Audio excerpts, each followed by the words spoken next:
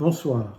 On va finir ce week-end de Thanksgiving sur une note un peu différente, en beauté, mais quand même différente. Donc ça, on est avec un Cabernet de Napa.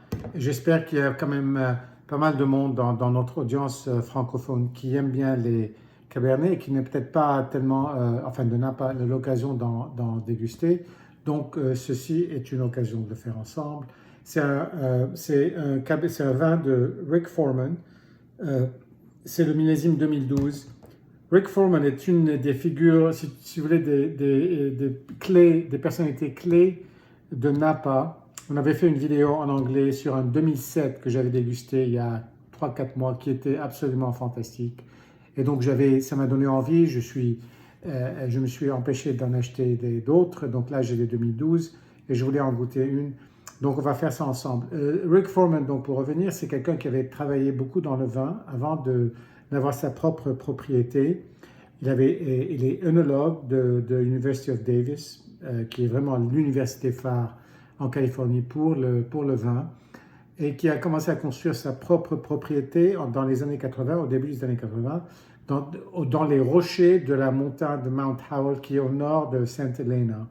Et donc, vraiment, quasiment à la dynamite. Il a dû se faire une cave, un chai, un domaine, et puis les vignes elles-mêmes qui sont en pente, et donc pas de terrasse. Et ce qu'il fait, il fait deux vins. Il fait un Cabernet et un Chardonnay. Et tout est planté là-bas. Le Cabernet est un assemblage très stable de 75% de Cabernet Sauvignon, 15% Cabernet Franc, 5% Merlot et 5% Petit Verdot d'eau. Et donc ça ne change pas, il n'y a pas d'expérimentation, c'est vraiment ce qu'il aime faire, tout est planté là-bas, donc il a déjà prévu les quantités si vous voulez. Bon, à part accident majeur, mais là je sais pas s'il y en a eu. 2012 était une année fantastique, après une année 2011 qui était décevante, et une 2010 qui était un peu difficile, et 2009 et 2008 qui n'était pas vraiment... Donc la dernière année avant qui était vraiment très bonne, on n'a pas, c'était 2007.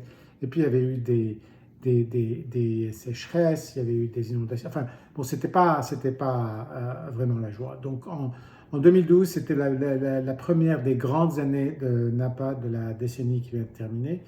Et donc, bon, on va voir ce qu'on a là. Donc, bon, d'abord, la robe, pardon, c'est une robe très cabernet, très profonde, bien qu'il y a une petite teinte violette, je dirais, ou pourpre, juste autour. Donc, c'est quand même un peu intéressant. C'est peut-être le verre, c'est peut-être la quantité dans le verre, mais moi, je trouve que c'est un peu différent de ce que j'avais vu dans le temps pour d'autres bouteilles. Mais c'est une couleur de Cabernet quand même assez typique. Le nez, c'est vraiment un nez de cerise, cerise plutôt pas trop sucrée, cerise amère, disons, qui en plus avec l'alcool, ça se mélange, ça fait un peu une sorte de bonbon acidulé, un bonbon dur, acidulé, si vous voyez ce que je veux dire, aux fruits. Et avec un peu peut-être aussi un peu de framboise, cerise, framboise, je dirais, pas très floral, pas comme le 2007 qui était beaucoup plus floral. Donc c'est plutôt des fruits un peu moins doux, disons, des fruits acidulés.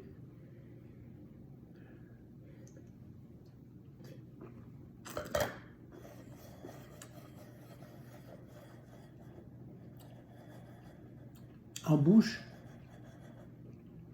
il y a quand même une amertume très prononcée, mais c'est pas négatif, c'est une amertume de fruits ou d'amandes amères, mais pas mauvaises, parce qu'il y a des amandes amères qui sont vraiment endommagées, ou bien une amande, une pièce d'amertume qui vient s'ajouter à la saveur de l'amande.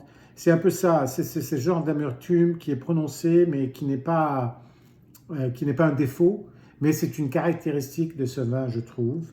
Il y a des tanins quand même très fins qui enveloppent le palais. Ce n'est pas aussi fruité que celui qu'on avait goûté en 2007, donc c'est quand même une différence, bien que celui-là soit beaucoup plus jeune. Mais je crois qu'en fait, on a l'impression que c'est un vin qui est en train de se trouver.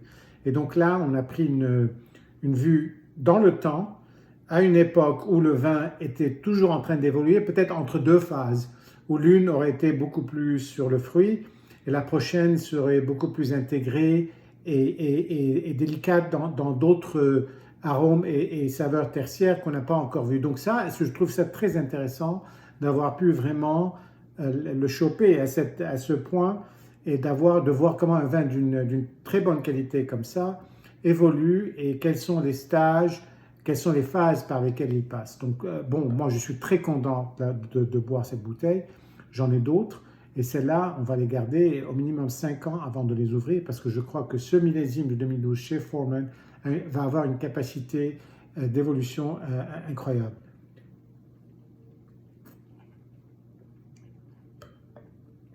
Donc c'est vraiment bon, c'est unique, c'est un peu plus difficile à comprendre, mais il y a un challenge, disons, dans ça. Et moi, je trouve que c'est super d'avoir réussi à l'attraper dans cette période. Cheers et à très bientôt.